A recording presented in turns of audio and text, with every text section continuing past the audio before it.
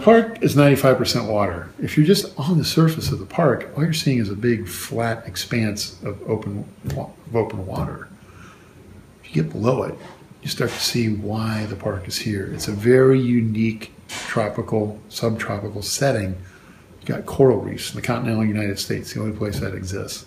You've got extensive seagrass beds that support an abundance of marine life. That's what the park is all about. We also have other areas on the islands and on the shoreline with mangroves, and we protect those as well. But the coral reef is what is so unique about Biscayne National Park.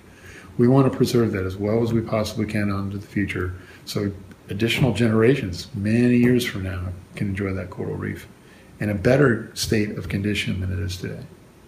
The reef, over the course of the last 10 to 20 years, has changed dramatically. There's been intense fishing pressure on it for a long time. You don't see large predatory fish on the reef at all. You were out there with me today, Jenny, and they just aren't present.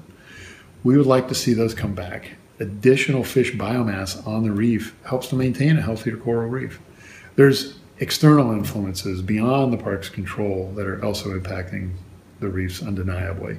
Ocean acidification, sea level rise, ocean temperature rise, all those are contributing factors to stressing the reefs themselves. But the fishing pressure is the only thing the Park Service can really control. We're hoping that by establishing a marine reserve zone in the park over 6% of the reef area, or 6% of the water, 30% of the reef area, we'll be able to make a significant difference in preserving those reefs.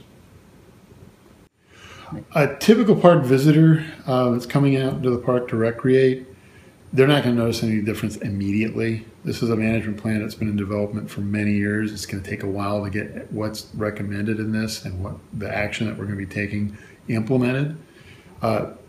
There might be a few subtle changes this summer in terms of slow speed zones and idle speed zones.